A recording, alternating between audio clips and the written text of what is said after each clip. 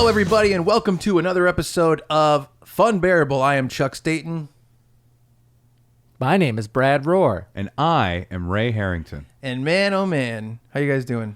I'm doing okay. I'm doing pretty good too. Yeah, Yeah, I'm all right. I think we're having a lot of fun, and I'm really, really happy that we just laugh. We just laugh. We do laugh. We giggle. We chortle. You sound like somebody that's laugh. been married for 50 years.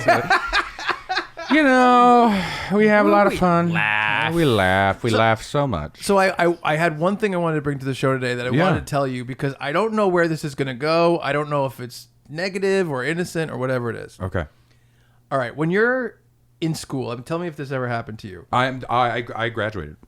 Okay, good. I'm a lifelong learner. So when you're a lifelong learner, School of hard life. so when you're in school, Soft knocks. Yes.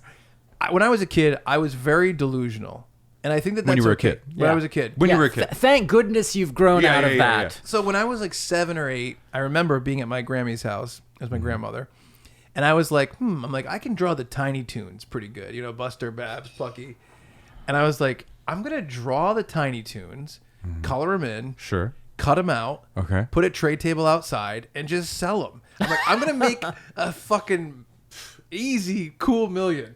And I'm just like, Wow. just all day working on it. Yeah. And so I made all the different Tiny Toons. I cut them out. I went in the street, and I'm like, all right, let's see it.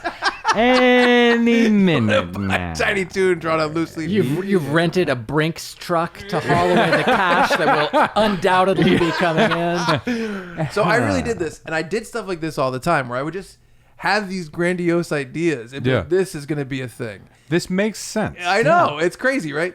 But here's one of the things that I did. And I spent, I'm not kidding, more than a year doing this. Okay. And I had no knowledge of how to get it done. But when I was in like 6th and 7th grade, Yeah. you know, I loved games like GoldenEye 007 for N64, Turok Dinosaur Hunter. Good game. These are all just general first-person shooter games. You know what I mean? Right. So I was like, man, I love these first-person shooters, right? Right. Yeah. And at the time, and I don't know if you guys did stuff like this, but I did a lot of like, I was very artistic, so I did a lot of drawing. And I would like say like, oh, this is like, let's say I was like 12 and this is my friend Brad. I'd be like, oh man, Brad's my good friend. I'm like, let's draw him as an animal. And I would come up with like an animal for Brad. So let's say I made a turtle. Oh, and I would draw you as a turtle. I was thinking sick eagle. And I would draw like, you know, I would figure out, you know, your facial things. Right. And I would turn them into a turtle. And I'd make like... Those have names. There's nose, eyes, mouth, all those eyebrows. different things. Pronounced brow. And I'd draw it, I would color it in, and I would make stats, like almost like Marvel cards and stuff. And I would Okay. do this for all my friends, like a bunch of them. And I would draw us as different things. And I've drawn myself as a lot of different things over the years.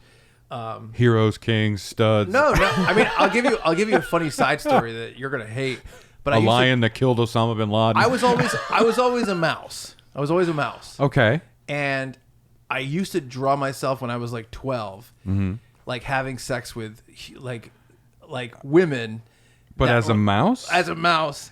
And they were women. They were like the human. The field day that a child psychologist could have. An adult psychologist. But they would be like these women, just the way I drew their proportions, they had to be like 28. They were like tall and beautiful and buxom. Like Yeah, because that doesn't happen if you're younger than 27. Or I'm older just- than 29. Yeah. So anyway, Exclusively. I used to always 28. draw myself having like threesomes, like just having sex with all these women As a mouse. Now, can I ask you a question? Were you the size of a mouse?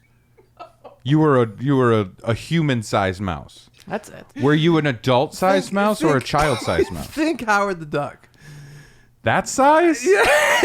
This is what you were drawing?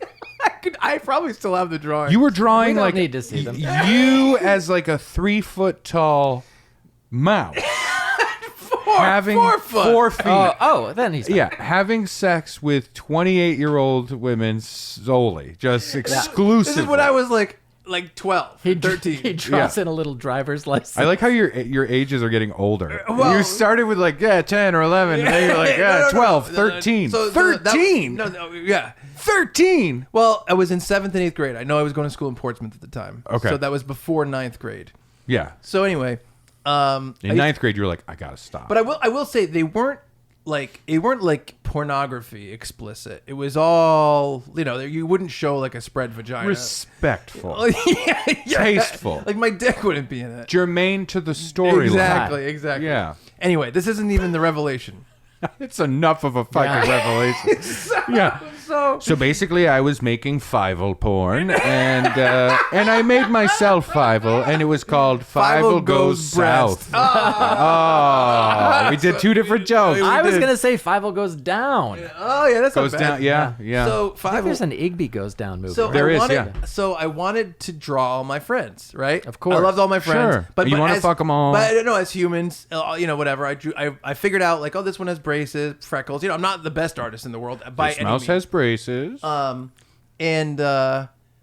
I now slowly put this together in your head. I wanted to draw all my friends. Yes. I wanted to kind of draw them in the style of things I liked. And I really was getting into like GoldenEye and Turok the Dinosaur Hunter, these first-person shooters. Sure. Right. We all hung out in school.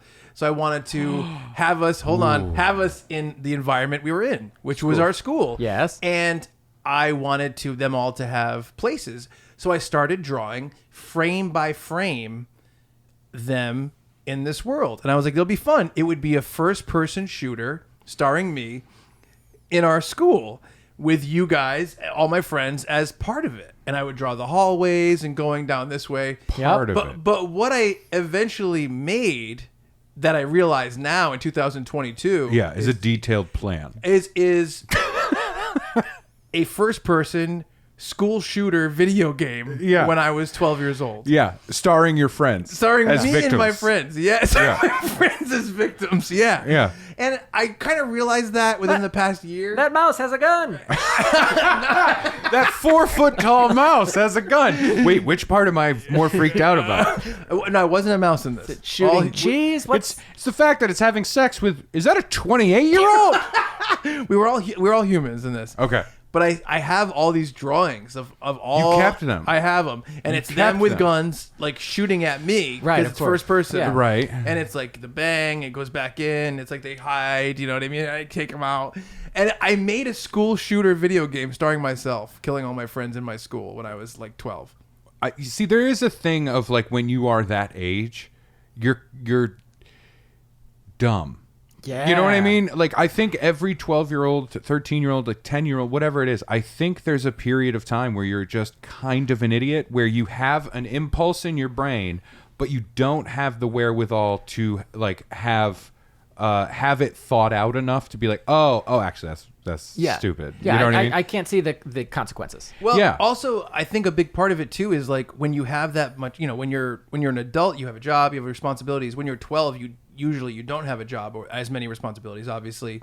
And so if you're lucky. and so you draw things. I worked in the mine If you're 11 hours a day. if I you're, supervised him. if you're creative, I think you do spend your time coming up with creative ideas. And so for some people, Your lunch break is over. Get back. for some people, that might be like playing with action figures, Right. Or Sure. playing with clay, or drawing, or painting, or doing whatever. Killing And- small animals. And for me, it was a lot of drawing stuff. Yeah. So I would draw myself as Mario from Mario and Sure, Luigi. yeah. I would take the Looney Tunes characters and all the Marvel characters, and I'd draw like mashup characters like the And weirdly, they were always fucking like a sort of big mouse. like All the like time? the Wile E. Coyote and the Human Torch. Do you know what model magic is? Model magic? Model magic. Do you know what it is? No, it sounds like a scam that they run at the mall. So Or a basically, strip club. What Yeah. it is it's almost like Play-Doh, and it's completely white, and it's a lot lighter than Play-Doh, and you can sculpt it when you use your hands and you warm it up. Yeah.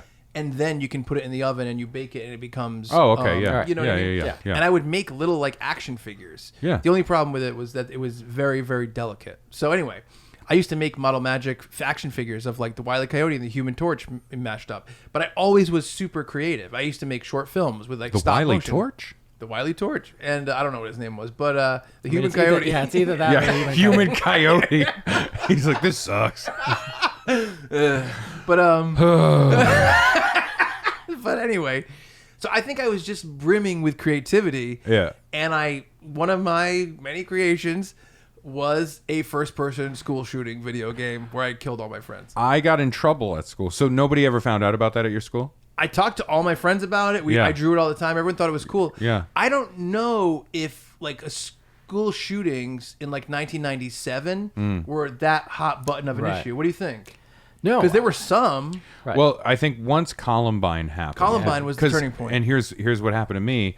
I remember watching Billy Madison Yeah. okay. and thinking it was really funny Yeah. that Steve Yes. Buscemi's character had a list of people. Or no, that Yeah, wasn't yeah. it. No, that was- That is it. But Yeah. no, there was something else. There was something else I watched that somebody had a shit list, not a hit list, but a shit list. Ah, okay. Oh, yeah. And they're like, you just made the list, and they would write it down. Yeah. And my friends and I thought it was funny Yeah. to have a shit list. Right. An actual physical piece of paper with like people that are on your shit list. Yes. Yeah.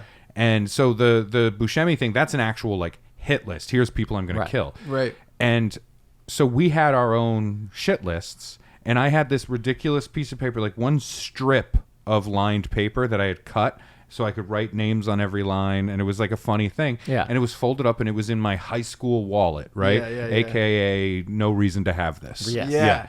And someone like told a teacher that I had this because it was right after Columbine. Oh. But I had had it before Columbine. Right. And stuff. Yeah. And Columbine, notoriously, they had a list and blah, blah, Yeah, blah. yeah. And somebody told a teacher, and I was the one that they saw with a list. And my friends, they didn't get caught with it.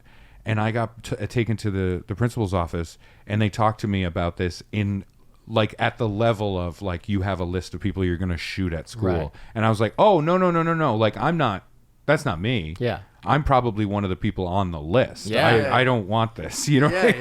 Yeah, for sure. Yeah, but I got in trouble for that, and there was a real sensitivity in public schools after that, shooting that happened. Well, it never became a problem for me. I mean, it was always a problem that I would draw all the time in school, and I'd get in Yeah. trouble for it.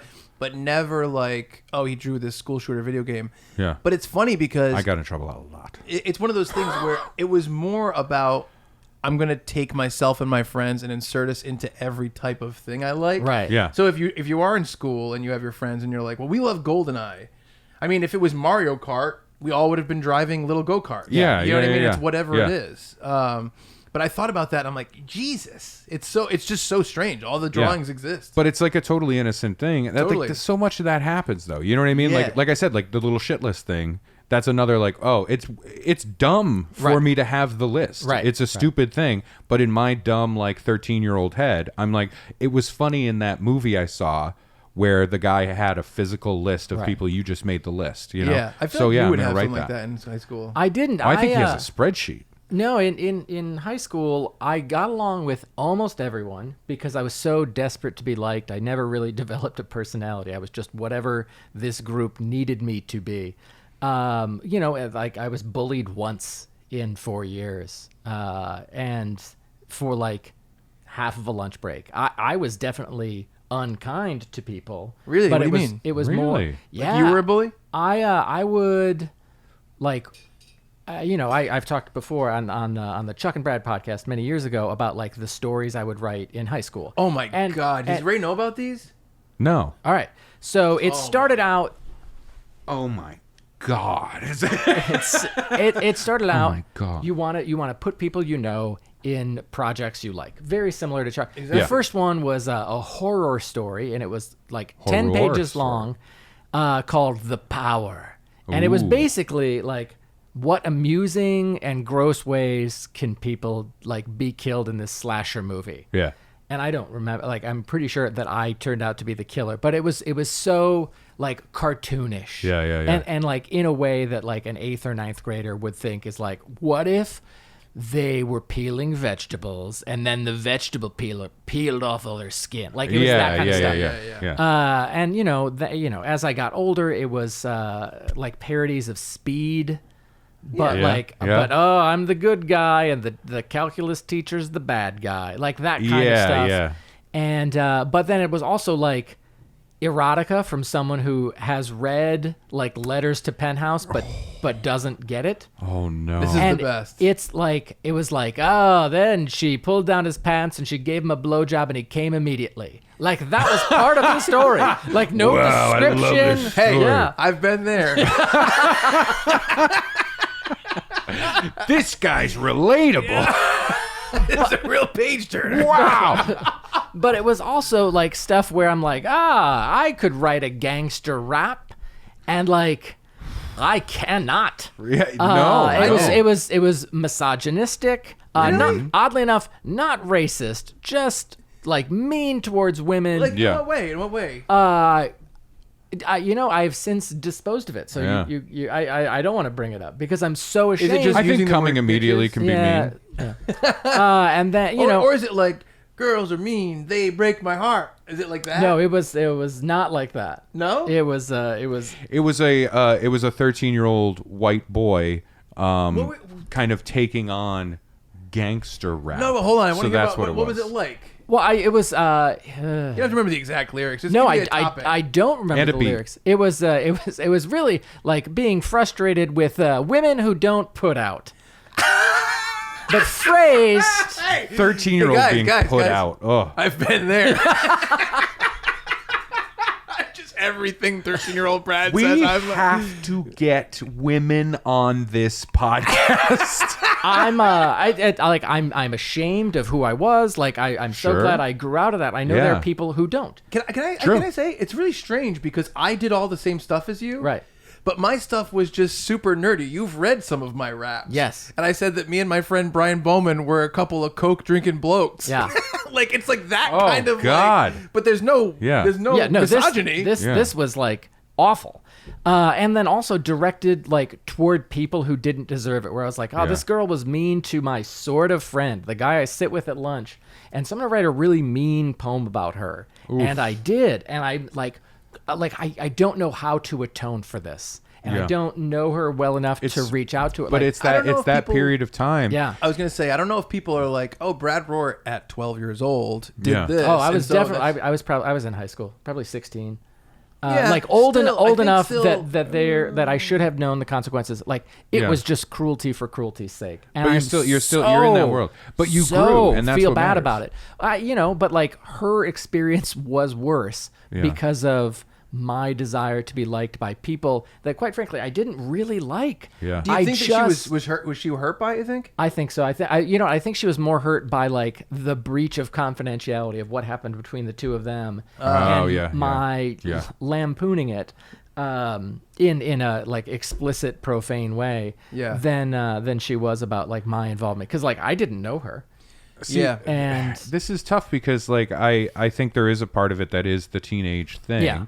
Yeah. And just being dumb and Yes. not understanding that and not having the ability to process it to understand it. And so you find yourself years later being like, oh, yeah. like my version of this is more innocent, I think, because like I wasn't writing raps. Right. Growing up in Maine, I wasn't like, you know what I'm going to do? I'm going to Tupac the shit out of this shit. I mean, I grew up in Northwest Indiana. Oh, yeah, so, that's, yes, yeah. okay. I will say before you go on. Yeah. I think that if you were like a teenager / adolescent Yeah. between the years of 98 and 2005, Yeah. I think if you just wrote rap lyrics for fun, No, that's fine. Yeah, that- I get I think it. that's totally Yeah. fine. Well, see, think, I like I said, me and Bowman were coke drinking blokes. Yeah. like it was because we were drinking coke. Yeah. let's be clear in though. New Hampshire on our vacation together. Like Let's- just like when me and you were drinking apple juice when we went to Texas. Yeah, you called us a couple of apple juice drinking blokes. It didn't even rhyme. And let's be clear. You said 2005? No. This is we were older at 2005. I was in college in 2005. Well, I didn't start high school until 1999. Okay. That's when I started high school. Oh, okay. Oh, yeah. You're a little bit younger. Yeah. You're older. Yeah. I'm in the When middle. I I'm the middle fought baby. in the Great War, I learned. Well, hold Which on. side? Before we do move on, I will say the thing I wanted you to say was the cat thing. I don't think you know. Oh my gosh! That's what I was talking Oh, about. okay. And I Alright. will say in your erotica, because he did write a bunch of erotica that was sexual. I've thrown it all out. You used to use the word spunk for jizz all the time. That was comedy. that's also very of that age, I think. Yeah. You know what I mean? But what I was going to say before you get to the cat thing. Oh yeah, she said spunk, baby, spunk. She did. She used it as a command. That is funny. That is a funny thing. Spunk, baby. Spunk. I'm trying. Trying to I can't spunk. Love it. I'm gonna use next time I have sex. I will say like I'm gonna spunk. I want to see if That it is ruins funny. the mood. That is. Oh, it will, but that's funny. I like the idea of you I'll- going to the doctor and being like, and the doctor prescribing antidepressants, and then being like, now one of the side effects is it can be very difficult to spunk. I'll tell you one quick Hours thing. and hours, and I can't spunk. I had a sexual relationship with this lovely young woman, and we had this running joke about how whenever she performed oral sex on me, I would say You did this? I would, Why did you do this? Why were you like, what? Sign language applause. Yeah. Afterwards, I would say that she reminded me of Shao Kahn from Mortal Kombat, and she would say, "Your soul is mine," and then suck the soul out of me. Right? That's funny. And anyway, so one time we were having sex, and we're getting there, and then I'm like, "Oh, I'm gonna jizz," and I was like coming, and she went, "Your soul is mine," and I went, "No, bitch," during sex, and it was a real thing. That I think I stand by that rule. I think no bits during sex is a good rule. Yeah, I think so. How did it go from childhood writing to you're like, so anyway, I'm coming in this lady? Well, he right? said the spunk baby spunk, and I said, Yeah, I yeah. said I'm gonna say Yeah. that next time I have an orgasm. That is fair. You don't need to. Although I will say, so she said a thing while I was having an orgasm. Spunk Baby Spunk.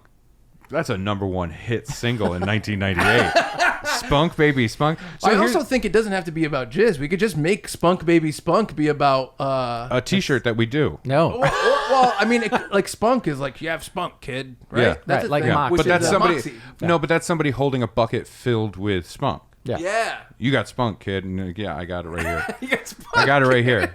And slips. It's a like, question. oh, You got spunk, kid? Yeah, I got Oh, spunk. it's right here. Yeah.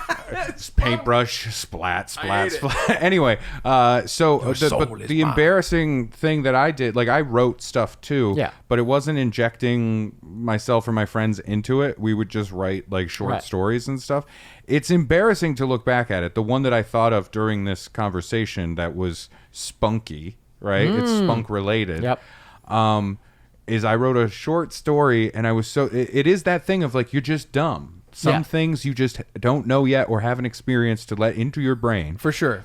I wrote a short story about this. It was a small town, and every like 100 years, like this evil kind of comes to the town, and it makes everybody turn evil. Oh, I'm scared. And they're gonna kill everybody, right? Yeah. Yeah. And in the story, like the new English teacher from town is like reading about it at the library because he's convinced like more violence is happening in the. Yeah, yeah, now yeah. that I'm talking about it, it sounds pretty good. Yeah. But It's reflected in a store called Needful Things. hey, wait a minute.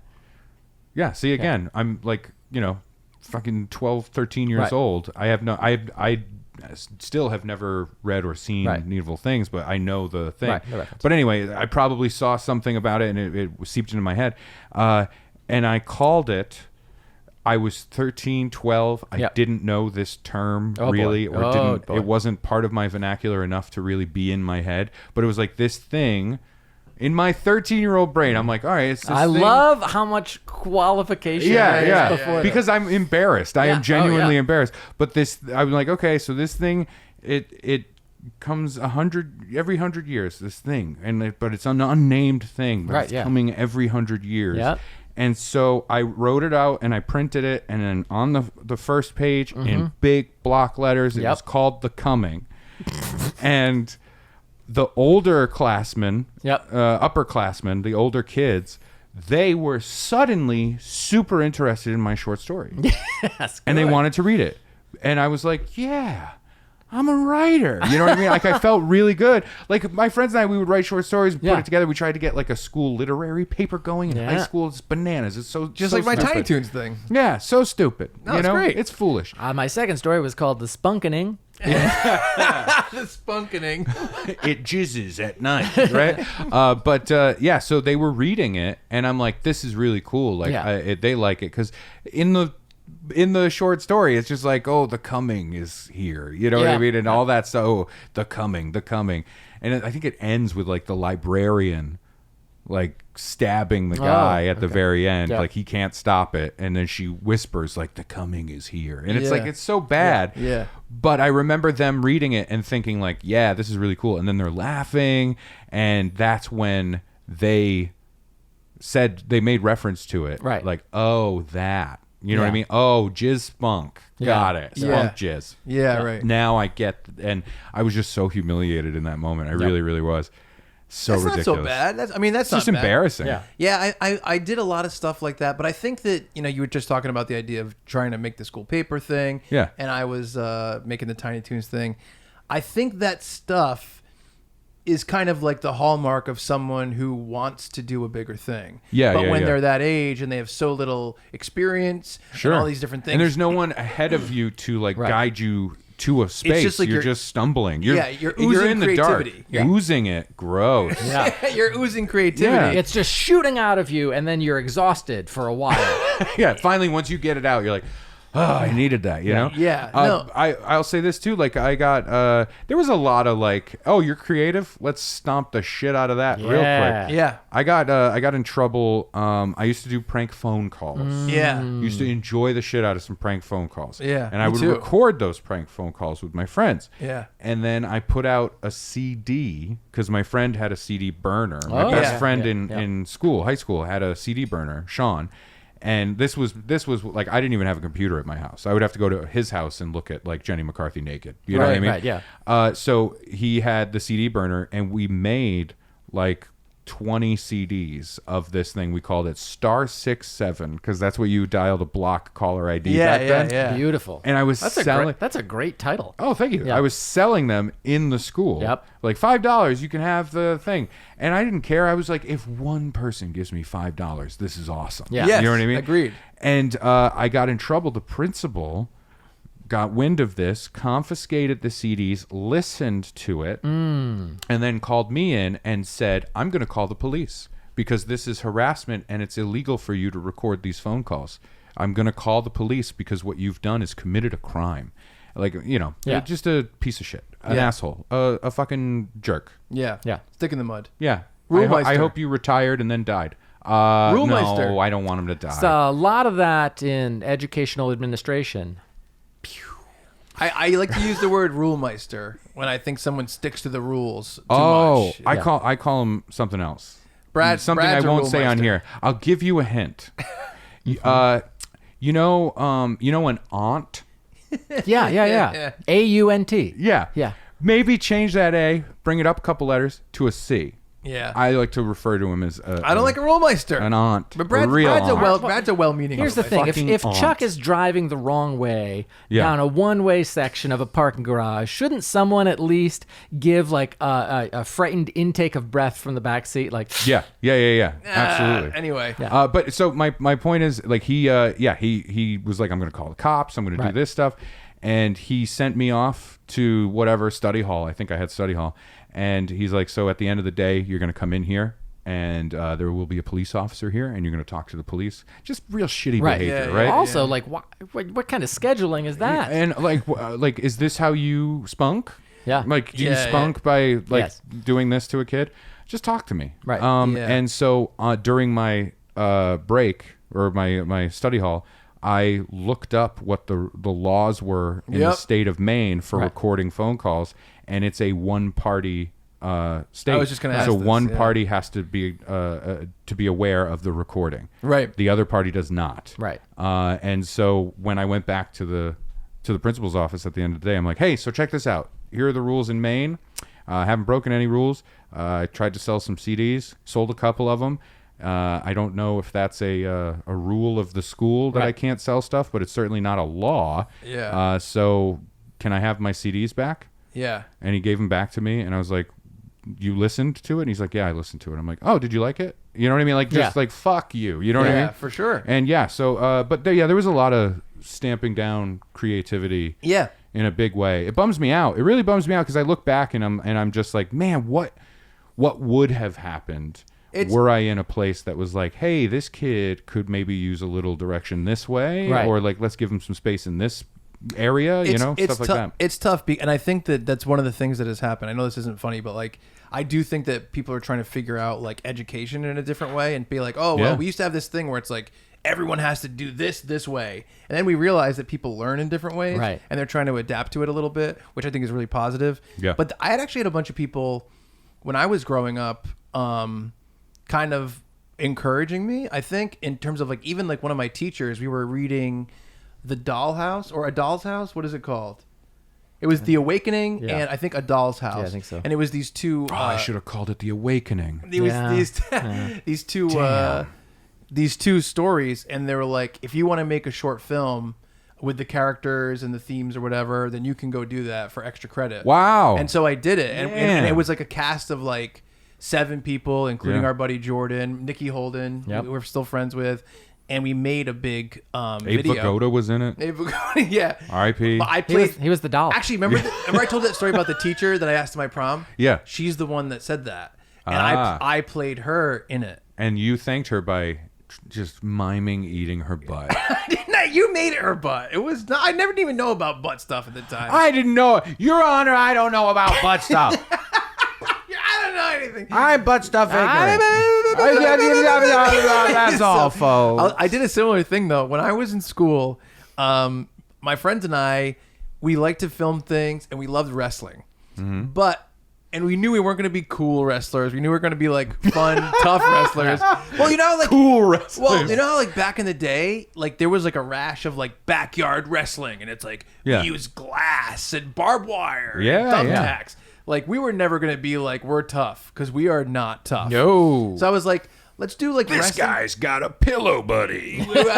So it's like let's do like comedy stuff. Yeah. So we would do essentially like what would be the equivalent of like a WWF pay-per-view where we had a bunch of matches one day and filmed them with 2 commentators, and we'd record it, I'd edit it, and we would make VHS copies and sell them in school. It Yeah, was man. exactly the same as that. We probably sold like 30 of each. Yeah, I do. I hear that, and I'm so jealous because like I grew up with wanting to do these things and not having the resources to be able to do like any of it. You know what I mean? Like I had to go to Sean's house to use a computer. Yep. Yeah. I saved up money and then asked for my birthday and Christmas combined to get a VHS camcorder. Yeah, right, Yeah. exactly. And I would make stuff by editing in the camera. Me too. Because I couldn't and use VCR the, to VCR was for me. Yeah, and because I couldn't use any computer software or anything like that until I think also during that time it was way more cost prohibitive. Absolutely. Because it's like, what can you use? I mean, if you're shooting on Super 8, it's like, how do you put it into a computer? Yeah, There's a lot of and that's why the prank barriers. phone calls I think were so exciting to me because I could create them. What kind I of could prank phone? make Do you them. remember any of them?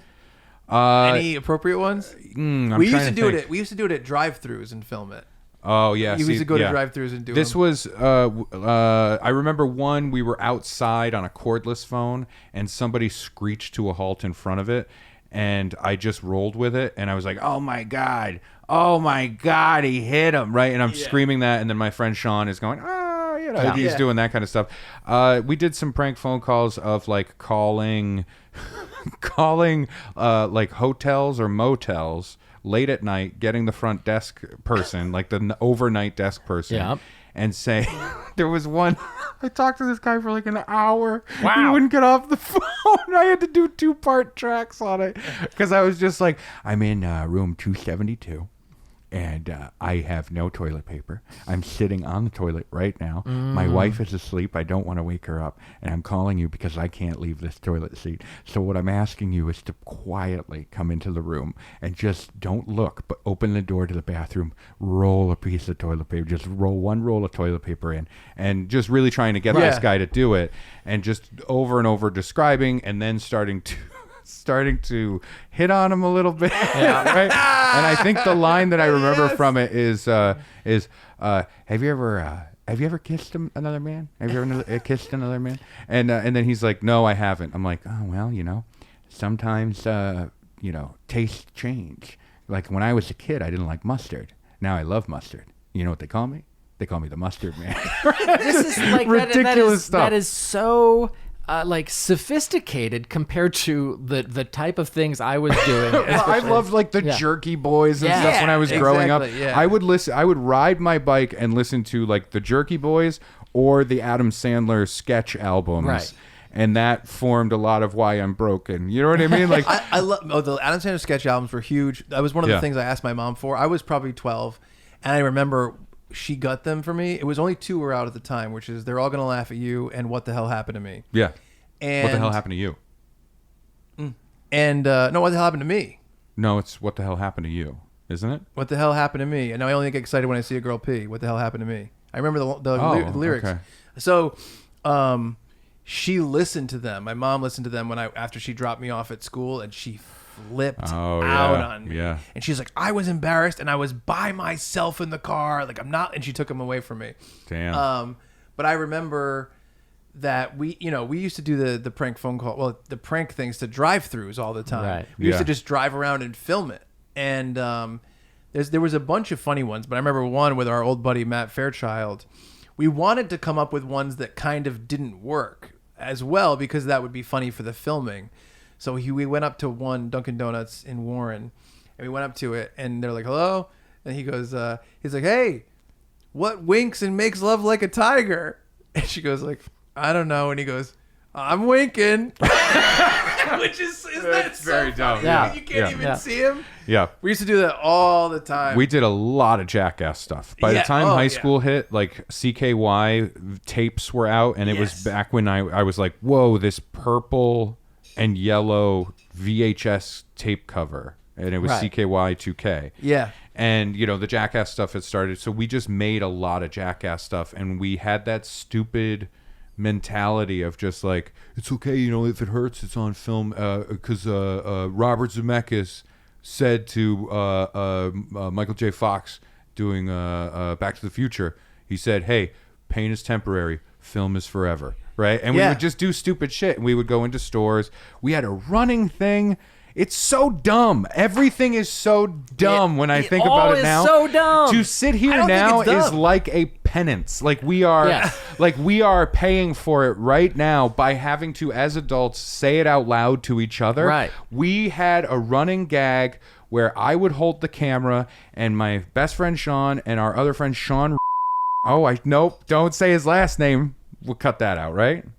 Sure. Yeah, so Sean and Sean would run into a mattress store with all the big windows out front so I could tape from outside. They would run in and just try to hump as much as possible each other on as many of the mattresses as they could before somebody started to come over to be like, get the hell out of here. Like, we spent like a day just driving around giggling our little asses off. Right. Going to different fucking mattress places. Like, oh, let's go to this mattress firm. And just you go in and hump each other. It'll be hilarious. Just think about now. You're an adult. You're in there. You're like, all right, time for a new mattress. It's been 10 years, whatever. Yeah. And you're like looking through, and then two high school kids run in and pull this. Like, I think I would murder those two. I'm very aware. I would love these guys. I'd be like, these kids, they're having fun. No. Let them have Yeah, their but that's fun. because you have like a thing. You have like a condition or something. Where you run up with them and go, this is awesome. I'm with you guys now.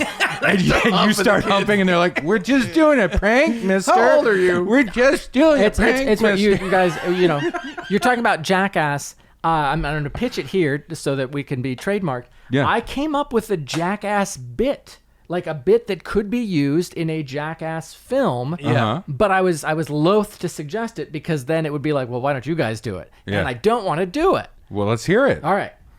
So it's called the Cleveland Extremer.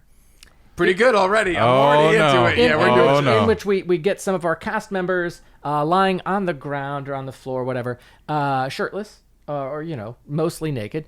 And somebody, perhaps Dave Englund, is very high up, and there's a toilet on a ledge, and he poops, and it comes through, and it hits. So just the gimmick is just the poop falls a long way and then hits our shirtless protagonist. That's it. That's the bit. Yeah. And I'm yeah. like, that could be a thing. And then I'm For like, sure. well, and then if there's a double cross, Knoxville or somebody would take a bucket of manure and dump it down on everyone. Yeah. And so then everyone is covered in poo. Well, I'll say this. I don't know how much the Funbearable audience knows about the stuff that I've done, but Like legally? no, creatively. Oh, that's what you call it. Your Honor. But starting around 2003, we formed a punk band, me and a couple of my friends, called Senior Discount, and I'm still in the band. We just have played less, and my life has really shifted over to comedy and filmmaking and podcasting and stuff. But we started out and we actually didn't play instruments at all when we started the band. We didn't know how to play anything. And so we practiced. What a bad band. We practiced like 5 days a week for a long time. With no instruments. No, we had instruments. We didn't know how to play them. Okay. So It's good that you were practicing that much. Then. Well, so we were saying, basically we said, let's do it. Let's start a band. I Yeah. can't play guitar. My cousin Christian can't play drums. Our bassist Kevin can play bass guitar. I like the idea of like, oh, well, let's start this band. I can't play guitar. Well, I can't play drums. Oh my God, we're halfway there. Yeah. So we just practiced all the time. We started playing out after like a year. Yeah. And, things were going pretty well with the band, and we did a lot of stuff. We eventually got signed to Paper and Plastic Records by the drummer of Less Than Jake. But on the way, like early on, we were like, man, there's so many bands, like especially like we're in Rhode Island and we're surrounded by like Connecticut, Boston, all these, there's all these punk bands. We're like, how do we set ourselves apart? And early on, we really decided, let's do comedy videos. Yeah. And this is before YouTube was a big thing. Right. And I had been doing filmmaking projects since I was in like 8th grade, which is probably around 97, 98. And how old are you at this point? I just graduated high school, so around 17, 18 Okay. is when we started the band. And then we basically were like, let's do this filmmaking stuff. And back then, it's like, now the equipment that we have is crazy. Like we have these very professional lav mics, boom mics, lighting setup. Back then, we just had handy cams. Yeah, exactly. So we ended up doing a lot of Jackass type of stuff because that was what made sense and it was what we liked and it was easier to film. We did a lot of pranks and a lot of stunts. And we did, this is later. This is probably in 2006. We did like a whole documentary about the band, but we wanted it to be we wanted it to be funny. Yeah. So we did a ton of pranks and stunts in this documentary. It's an hour and a half long. I submitted it to film festivals. We won the Indie Gathering Film Festival for Best Comedy, and we did like 2 sold out screenings at the Providence Place Mall in Providence, Rhode Island, in a movie theater that holds like 350 people. But it was all Jackass ripoff stuff. Yeah, yeah. And so we did it at a little bit more of an advanced age. I think we filmed until, I think it came out in 2007, I believe. So that was when I was 23 was when that came out. And we still did some prank stuff after that. Right. But it was a little bit more elevated and more like thoughtful and kind of had more to do with like comedic ideas as opposed to like poop and shit. Yeah, and this is this is what I'm talking about. Is like in that like prototypical stage where you're just fumbling through this thing because you're like, there's something here I'm gravitated towards. Yeah, I want to make a thing. Yeah, how do I figure this out? Like that, I think that's a process we all went through. Yes. For sure. In our own ways, depending on what resources were available to us and things like that. You know what I mean? Like for you, it was the punk band and making the videos surrounding the punk band that started to let you formulate that stuff. Right. And It gave us a reason. Yeah. Honestly, I tell people all the time, I'm like, when someone talks to me and they're like, yeah, I want to get people together, I want to do stuff, it's hard. I'm like, find a reason, which is why like podcasting is great or having a YouTube channel is great because it says, all right, well, now there's a little bit of pressure to make stuff. Right. Yeah. So why are we doing it? As opposed to just being like, do you want to make a thing today? It feels a little bit more poignant. What I look back and I think about because I would shoot stuff with people and like after the VHS thing in high school, another friend of mine had a nice camcorder, like a handy cam. Right. Yeah. And I couldn't afford to get one. But I was like, but my friend has one. Yeah. And we're gonna make shit. You know. Yeah. And I would just get together with my friends and looking at this period of time, we were like, it had to have been senior high school age, maybe even like a year after. Like in that period of time, there were times where we would get together and I wouldn't have a script, but I'd be like, I thought about this for about a week. Yeah. And I have a thing. Yeah. And follow me on this. Yeah. You do that. And then you say this, and then come over here and you say that. And again, editing all in camera. And just doing that kind of stuff, like we would go to different parking garages overnight and shoot. There was a time where we were shooting a thing. We did it over 2 or 3 days at a friend's house. Wow. Yeah. And there were like 7 or 8 of us Yeah. doing this. For sure. And I look back at that and I'm like, we made a short film, only it's trash because there's no script. Right. It's trash because there's no real actors. It's trash because it's all edited Right. in a camcorder Right. Yeah. with no lighting or anything like yeah. that, or mics or anything. Right. But I don't know. To this day, I'm like, I don't know why everybody was like, oh yeah, Yeah, 3 days for sure. Let's Yeah. do it. But it was invaluable to me to do those dumb things and make those stupid, shallow, dumb shit things. I really truly believe that what all of us that continue to pursue these creative things, I really think we're doing the same stuff, but with knowledge and foresight, and how do we make this valuable, and how does this fit into the world in a way that makes sense and fit into a way that makes it valuable to our lives. Right. And it's just like you have this creative spirit and this creative flame inside you that you want to feed. And when you go to sleep at night, when you lay down, you say, man, it'd be cool to film a thing like this, or it'd be cool to say a thing like this, or this is a funny joke, or this is, and that stuff was there. You just had no context of how to put that out in the world. Sure. You know, especially if you're young enough where you don't drive, you don't have any money. Yeah. It's like, man, like that's why one of the series I did when I was really young, probably between 6th and 8th grade, was The Day Everyone Fought. And it was me, my brother, 2 of my cousins. And it was all, you know, we had my mom help us make a fake dummy, and it'd be like me throwing my cousin Christian out the window, and then we'd take his clothes and put it on the dummy, and it would like hit something. And we did stuff like that all the time. We shot one called Immortal Paintball because the idea is like, well, it's if you're immortals, you just like paintball for you is just like actually shooting and killing each other. And we got ridiculous with stuff like this. Yeah, there were so many times. I remember standing in a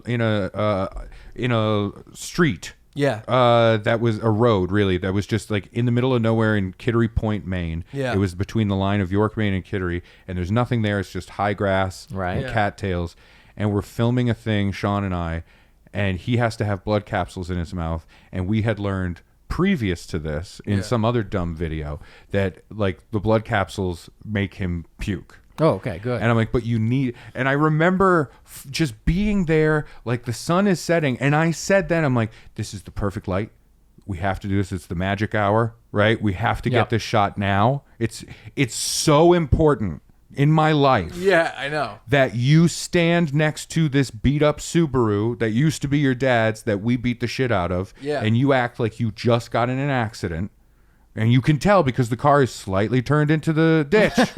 Right? And you need to stand by it and spit fake blood onto the ground. I need this shot. Yeah. And him being like, all right, but I'm gonna puke. I'm gonna puke. And I'm like, but okay, just spit it out and just try not to puke as long as you can. Right. And then just us filming while he's doing that. And I remember a truck driving by, like a Ford F-150, some guy coming back from work. Yeah. Right? Coming home. Yeah. And having him look out his window and just see a fat boy holding a camera and then another kid violently puking blood. And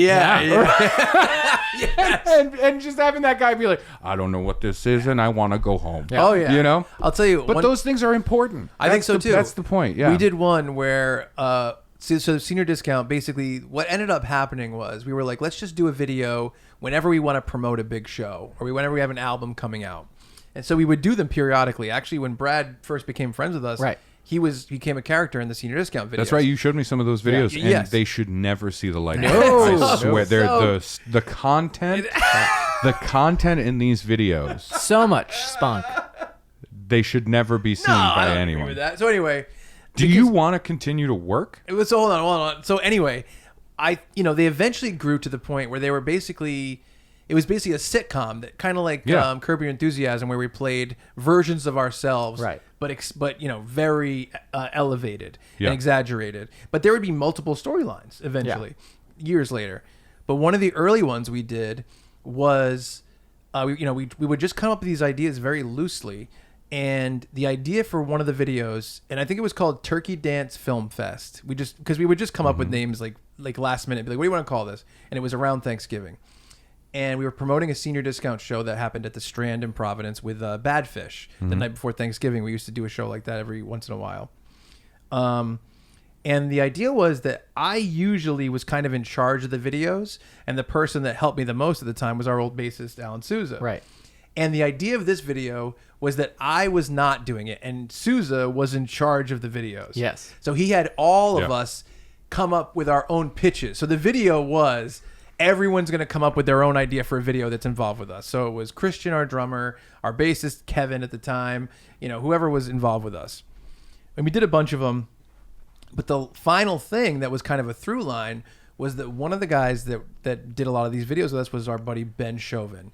And the whole time he was working on a time machine. He was trying to build a time machine. Okay. All right. So the final part of the video is all of us coming together and him saying, I built the time machine. And I'm like, this is crazy. I'm like, you didn't build the time machine. And it's my parents' van. And he gets us all in the van. There's literally 7 of us in the van. And we're driving. And he's like, it's a real time machine. And everyone is suggesting when we should go back in time. And I think Jordan says, can we go back to 1996 to prevent a brutal toe stubbing? and we're like, Ben's like, yes, we're going to do this. We're going to do this. And we kept coming up with ideas. And I'm getting madder and madder. I'm like, this is not a time machine. We're not going back in time. A car pulls up behind us. And Christian is like, Ben, he's like, oh shit, it's the Libyans. They found us. We do the whole thing Back to the Future. Yeah. And so let's see if these bastards can do 90. So we're driving faster and faster. We're about to hit a wall. There's a big shot of us all like trying to avoid it. The lightning hits or whatever, or the sound of the lightning hits, because we had no way to do effects. Yeah. So what I wanted to happen was for us to drive past, the fire to follow us, and have the 2 trails of fire, which is what happens in Back to the Future. Right. So we're amateur filmmakers. We want to make this happen. So I'm like, and like whenever we write this, we just write like, oh, we'll film Friday night, Saturday, whatever. So I'm like, okay. I'm like, so me and Sousa, we're like, we'll go film this. I'm like, yeah, we'll go here. Let's go to the gas station. Go to the gas station, put a credit card in, get the gas pump, buy a gas can. We just fill it up with gas, right? And I'm like, yeah, well, gas will light on fire. Go to this like abandoned area of Warren, Rhode Island, in Tuisset, which is a part of the town. Dump a big line out. Okay, that's 1 tire mark. Dump a big line out. It's another tire mark. Put the gas can a little bit to the right, out of the frame. Yeah. Set up the camera on a tripod. I'm like, all right, so here's our match. And we'll light the tire tracks on fire, and they'll go up in 2 lines. So here's how gas works. It does not just ignite the actual liquid. It ignites the fumes, which I didn't know this at the time. Yes. Mm-hmm. So we go to light it. We're surrounded in flames. Completely, like the gas can is surrounded in flames and it's filled with gas. Yeah. The camera with the tripod, flames. So we freak out, run and grab the gas and pull it out of the flames. Luckily, it didn't go into the gas canister. We moved the tripod back so it's out of the flames, and we got the shot. And it's good in the video. You're like, oh, cool. Yeah. But the actual truth of it was like we came so close to just like pretty much dying. Oh, yeah. If that gas can yeah. exploded, we would be fucked up. Yeah. But it was one of those things where you're like, I figured out a thing. Let's just try to do this. And you're figuring it out. Yeah. And, you have fun, you learn, and you try to avoid explosions. Yeah. Oh, yeah. Oh, dude, there's stories that I won't tell. You know what I was going to say? And I never planned on bringing this up on the podcast. I thought maybe we'd talk about it at some point. It would be really cool, just an idea, if we did a small side series of Funbearable here and there whenever we feel like it, where we do go through older projects from our past that were on our way to becoming who we are. Ugh. We watch them together. So, like, let's say Ray has a video. The I three of don't. us watch it together. They all Hold fell on. off of a boat. Hold on. We watch it, and you can pause Jaws it and ate them. comment on it. And key to this, that means you can cut out whatever you want from the final audience seeing some stuff. Yeah. And you can talk about the filmmaking of it, and we can comment on it as your friend I guess now. I don't have most of the stuff. Really? That's the problem. You showed me your Terminator movie. Yeah, but that wasn't even mine. Right. I was just You were doing it part for of a buddy. Yeah, you know? that still counts. Yeah, I guess it counts. But no, like most of the stuff that I shot, Yeah. like early stuff. Yeah.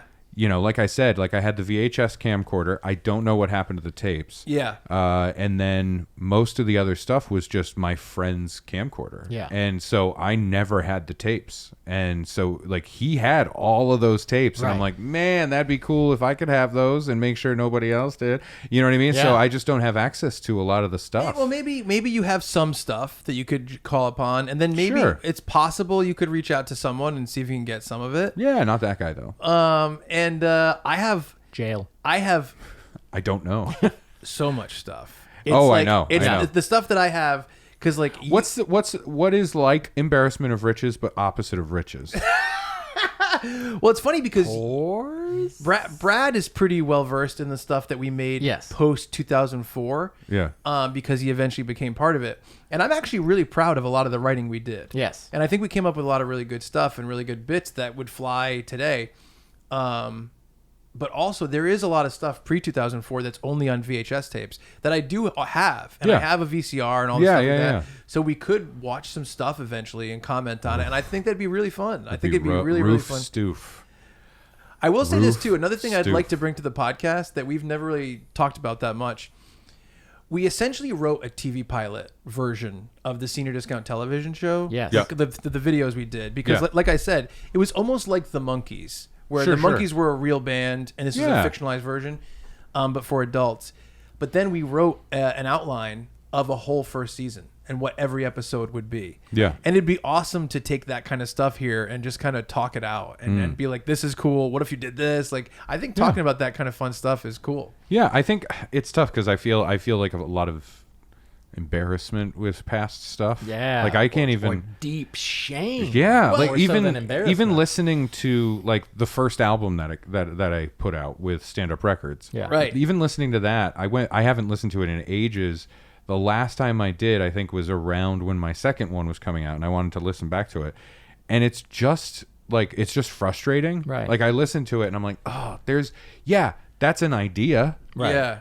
Go deeper, go further with that stuff. And Yeah. I just didn't. And then like looking back at some of the other stuff, I don't know, it's weird.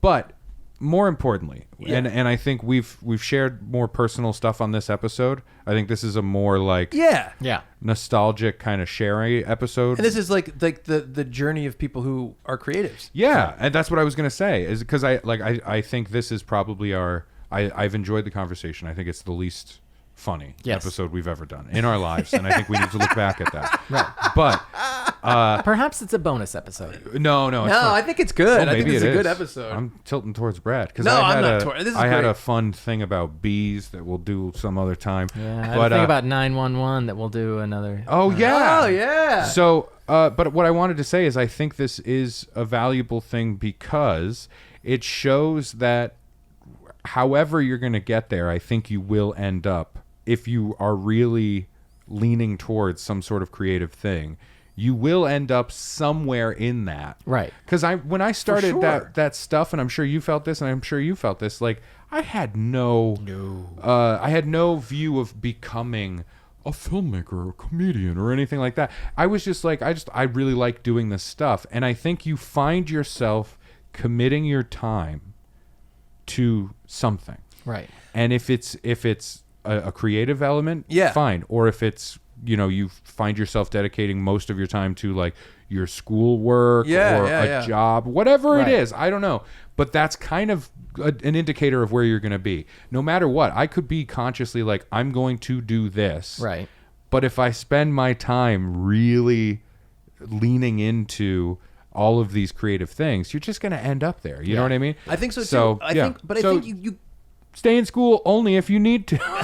No, I was gonna say, but don't you Work hard. Don't you feel like everyone who is a successful filmmaker, comedian, musician, whatever, has the trail of stuff that embarrasses them along the way that they have to make? Yeah. I think you just got to say, this is part of being a creative, not only on your creative journey, but like growing up.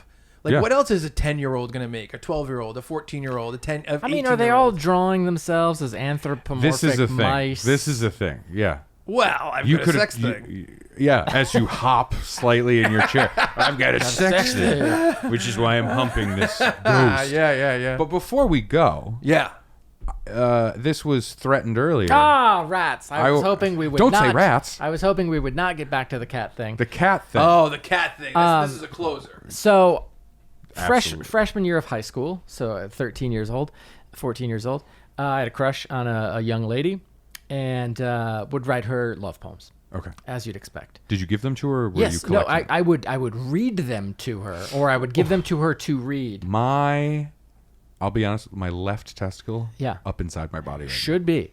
All idea. all very simple, yeah. And like it was an open secret that I had a crush on her. And in fact, everybody knew. Like, Brad likes her. Roses are red, violets are blue. All I want to do is spunk in you. Spunk in you. And so the year started out with me writing these like poems that she was like, thank you, that's very nice. Yeah. You know, we worked together on group projects. It was a friendly relationship in which I was, you know, besotted. There we go. I was like, it's be something. Besotted with her. And then... And she was besaddled with you. And so then it got to, at one point, like the return I was getting on these poems, just in terms of attention, was diminishing. Diminishing returns, yeah. And, you know, there was never a point where I think that I actually put myself out there. It was more like, haha, I like you. Like, it was never an attempt to actually, like, get to know her and start a relationship with her. But then at some point, probably like March-ish, so at this point, you know, we've been in school since August, one of the poems was like dark. And it was like, I creep into your room, you're holding a bear, the bear I won you at the county fair. And she's like, that got me more attention. And so I'm like, well, clearly. Did she respond positively? It was more, she responded. Like what? Like, wow, like this is certainly something. You know, it's not like she liked it, but it, you know, it also, it was just. Let's read this next one next to that police officer over there. Yep. And creeping into the room. It was like, because even if you won the bear at the county fair and you gave it to her and it was hers, you went to the fair with her, everything was good, you gave her the bear, she's laying there, but then you later creep into the room. Yeah, I sure did. It's like Fear. It's the movie Fear. It got worse. You fingered her on a Ferris or roller coaster. Oh, I love that part. And then you shoved a severed dog's head. Mark through the Wahlberg door. in Fear is like, that's who you should try to be. I'm just kidding. Well, that's I'm because kidding. that is who he is, I think, right? Yeah. Rolly was born to play. Yeah. There was one where I like mentioned killing her cat. Like the cat, like the name of the cat was in the poem. And to me, again, it's not like killing it though. Yeah. What scenario was the killing? I think I stabbed the cat on my way Why? to commit murder most foul. Because I was like, it's weird because you say it like, I thought it was funny, but like it wasn't like, this is amusing. It was more like, aren't guts hilarious? Yeah. And I don't like it. Again, it's shame. It's embarrassing. I'm embarrassed of the love poems. I'm ashamed of much of everything else.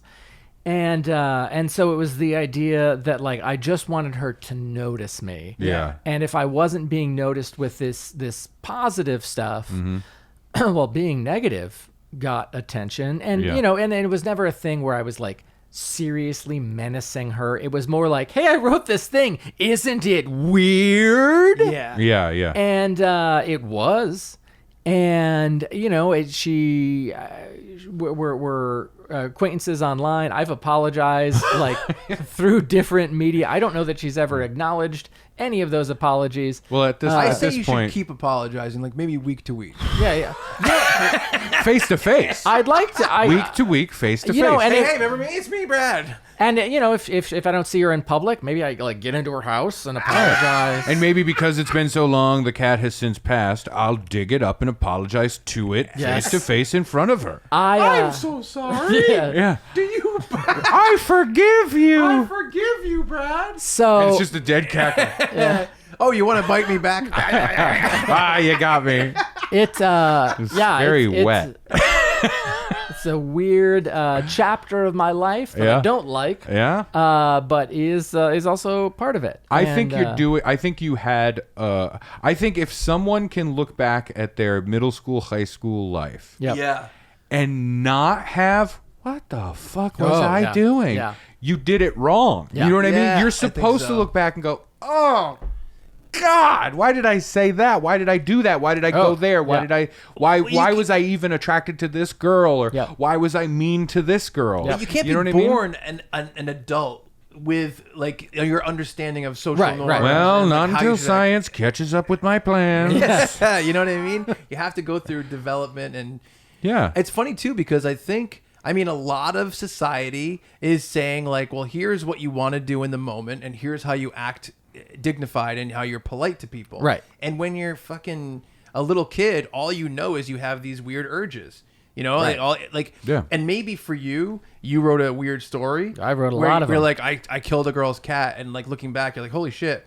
But someone like me, who was making a film where we beat people up or something, and like maybe like we eat someone's brain or something weird happened. Yeah. It's pretty much the same Yeah. thing, but Yeah. in that it feels a lot sillier Yes. and dumber, Yes. even though it comes from the exact same place. Oh yeah, I the think. same exact stunted pituitary gland that we all had. You know what I mean? If I had been called in, because I never got in trouble for any of this, Yeah. which is mind-boggling. Yeah. But if I had been called in, I would have been crying and apologizing because, like, I don't mean it. Yeah, Like I yeah. have no menace towards this girl or her cat. Yeah, I yeah. just There's want only her- one pussy I want to destroy.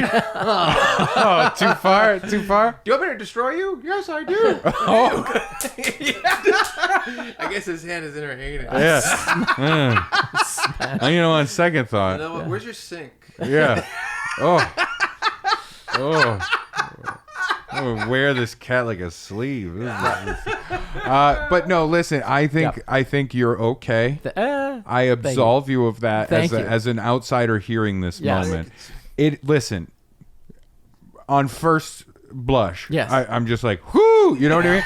But it is important to remember it is that weird time. So Right. if this episode has anything, it is a message of like, if you yourself are a youngster, if you're going through this kind of thing, statistically they're not. No. Statistically, they're our age.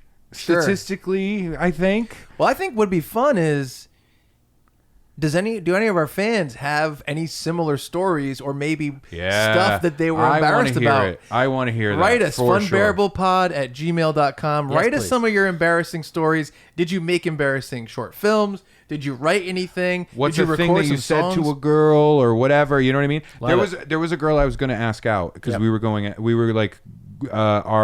gangbusters in Yep. terms of like connecting, Right, right? And I right. was like, holy crap, I really like this girl. Yeah. Yeah. And it was a girl I was genuinely like, I'm interested. I like your whole thing. Yep. And she was seeming to reciprocate this feeling. And I was planning, and I was like, I'm going to ask her out tomorrow in class. I yeah. will ask her out. Yes. And then I show up, and I am wearing like my best stupid clothes. Oh, you know what I mean? yeah. My best baggy ass jeans. You know what I Good. mean? Yep. And I show up, and I'm ready to go. I still got like gel in my hair, too much of it, all of it. I got everything Yep. going, right? And I sit down, and she comes over, and she sits down, and she is red-eyed and clearly has been crying all day. Good. And I was good. like, "What? Oh, what happened? Are you okay?" And she's like, "My dog died last night." And I was like, "Oh, I'm so sorry." And everything withered. Yep. Everything withered, and I legitimately have no memory of talking to her after that. Wow. I think it scared me so bad.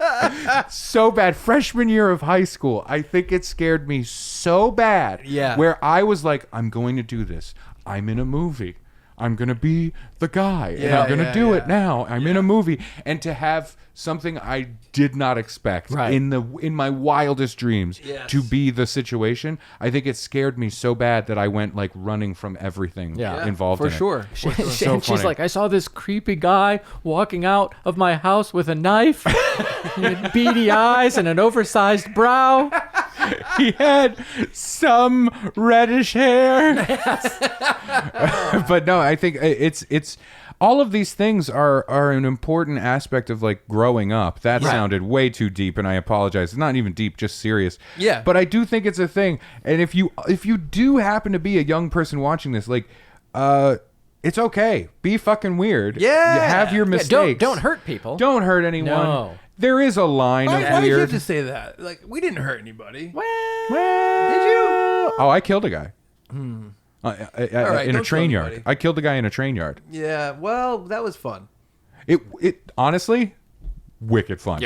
Honestly, If you can kill Blue Chew, what is it killing called? a guy in a train hobo? yard. A hobo?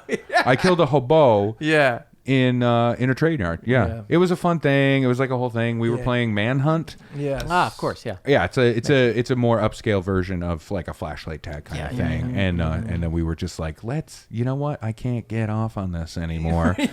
Yeah. Unless we actually hunt a man. Yep. Yeah. And then we found a hobo. Yes. I don't want to do this joke anymore. No. But I do want to hear embarrassing stories of that period of time. The stuff that scars you, there is stuff for sure. Like that situation with the girl that I was going to ask out. Right. There is stuff I really wish I could connect with the people now. Yeah. And be like, can you fucking believe this was the most important shit in our lives at this moment? Yes. For sure. I can't believe I did this, or I can't believe you did that. Right. You know what I mean? Like all those things. For sure. It is a special thing. I am now officially with Brad that this should be a bonus episode. No. No. Main feed only. But we'll talk about it. We'll vote on it. Yes. All right. See, I think this is a bonus episode. Oh no, because you wanted to be a bonus episode. I think this is great. I'm glad that we're expanding what we talk about. No, that is true. You know what I mean? Like it's like we'll figure it out. We're not just like, hey, how about this? I want to eat the queen. Blah blah blah. That's what I did last That's time. what you said. Yeah. That was you. Well, That was we you. I don't all- want to point fingers, but this guy over here, he'd Very eat a queen. tasty, yeah. He'd eat a queen for Yeah, sure. well, tasty. But hit us up on Gmail, funbearablepod@gmail.com. Yes. Email us Yes. those stories. If you want to stay anonymous, create a burner account. I don't care. Do something nefarious there. If you have an email address that's only for like spam, Yeah. Right. or signing up for like a discount on a website, send it. Do it that way. Sure. Send it from your old Hotmail to make this really feel Ooh, real. yeah. Yeah, I like that. What was your Hotmail address? I had AOL. Ooh, well, excuse the fuck out And of me. it was What was it? Squirr, SQUIRR 1026 at AOL.com. Look at that. What about you? My first account was with a Northwest Indiana telecom company called Nitco or NetNitco. NetNitco. And it was Brad R at nitco.com. Damn, you got first name and initial? Yeah, well, you could only use 8 characters. Oh. And so I couldn't do Brad Roar, and it's like B Roar doesn't make sense. Roar. Yeah, so Yeah. yeah, Brad R at at nitco.com, and then it changed at some point to netnitco.net. I love it. Yeah. That's funny. Yeah. Big Ray H3. Yes. It was Big Ray H3. Big Ray H. Big Ray H3. I like that. Yeah. Big Ray H3. Big Ray H. That could be a good when you go back to your gangster raps. That'd be good. Yeah. Yes. Big Ray H. Oh, he's Big Ray. Big Ray H. Oh, what? Who? Big Ray H. Oh, because Big Ray C would get mad. Yeah. I like Big Ray H.